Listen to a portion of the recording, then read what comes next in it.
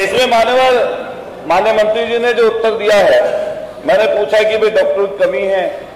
तो कैसे विशेषज्ञ डॉक्टर रखे जाएंगे, तो माननीय मंत्री जी ने कहा कि 8,431 पद स्वीकृत हैं और 4,426 विशेषज्ञ चिकित्सकों के पद प्रदेश में स्वीकृत है अलग से। तो इसमें एक आंसर तो इनका पहले आया था, अभी कुछ दिन पहले क्वेश्चन पूछा था उमा शंकर सिंह जी ने,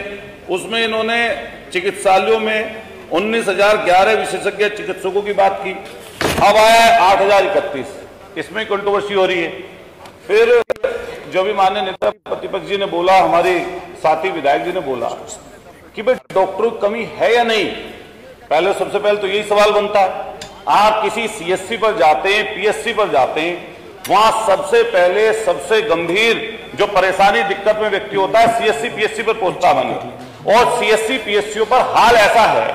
ना वहां हड्डी का डॉक्टर है, ना वहां गायनी है, ना वहां रेडियोलॉजिस्ट तो पूरी की पूरी जगहों पे ही कहीं नहीं है, वहां नहीं, ना वहां पे सर्जन है, ना वहां पे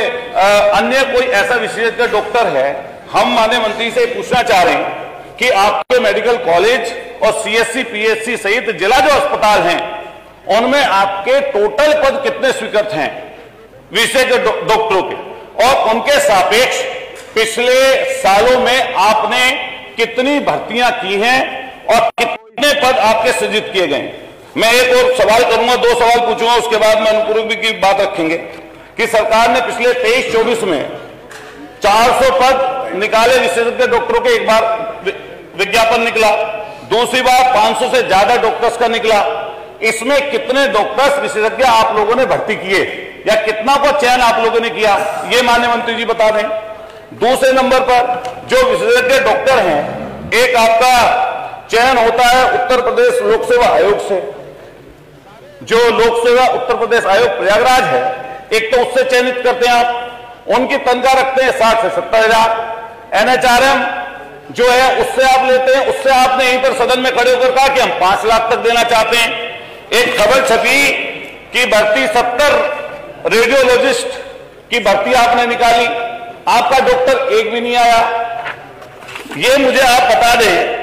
जब 7.5 साल की आपकी सरकार बीत चुकी, 10 साल केंद्र की सरकार को हो गए, और आप ये रोना रोज रोते रहो कि हमारे डॉक्टर आए नहीं, हमने ऐसी भर्ती निकाल दी, हमने वैसी भर्ती निकाल दी, हम ऐसे कह रहे हैं, हम 5 लाख की तनख्वाह देने के लिए कह रहे हैं। मैं मेरठ के बता रहा हूं, मेरठ मान्यवर, आप ये जिले का नहीं बताओ, प्रश्न बताओ। हाँ, स्पेसिफिक सवाल पूछ रहा हूं मान्यवर, मेरठ की व्यवस्था के बारे में पूछना चाह रहा हूं। हमारे यहाँ मेरठ में रेफर सेंटर है, मेरठ मेडिकल कॉलेज, उस मेडिकल कॉलेज में आसपास के सारे जिलों के मरीज रेफर होकर पहुंचते हैं। जब वहां पर पहुंचते हैं मान्यवर, वो ऐसी स्थिति वहां पर बनी हुई है कि वो रेफर कर देते हैं हायर सेंटर, और उससे हायर सेंटर सिर्फ दिल्ली में है, इससे नीचे का नहीं है। और यहां तक की इतनी बुरी स्थिति है जिसके बारे में मैंने आपको अवगत कराया था। माननीय अध्यक्ष जी, आपकी परमिशन से कहना चाहता हूं, माननीय मंत्री से मैं व्यक्तिगत रूप से मिला, और मिलने के बाद में मैंने अपने सीएससी फलावटा का जिक्र किया कि सीएससी को चले हुए 4 साल हो गए, वहां पर गायनी तक नहीं है। माननीय मंत्री जी ने आदेशित कर दिया, प्रश्न करोगे नहीं मिला, माननीय मंत्री जी ने आदेशित कर दिया, आज तक आपके कहने पे वहां पर एक डॉक्टर सीएमओ ने वहां पर नियुक्ति किया, तो हम कैसे जानेंगे कि मंत्री जी आपका इकबाल बुलंद है? आपका इकबाल मुझे लग रहा है या तो दिल्ली पहुंच गया, आप प्रश्न पे आइए सीधा प्लीज। मैं पूछना चाहता हूं साफ स्पष्ट, जो आपने प्रश्न करिए, निकाला, मैं स्पष्ट पूछ रहा हूं, प्रश्न करिए, सवाल पूछ रहा हूं, सीधा आप स्पष्ट बता दीजिए कि आपने पिछले सालों में जब से आप मंत्री बने स्वास्थ्य विभाग के, कितने विज्ञापन निकाले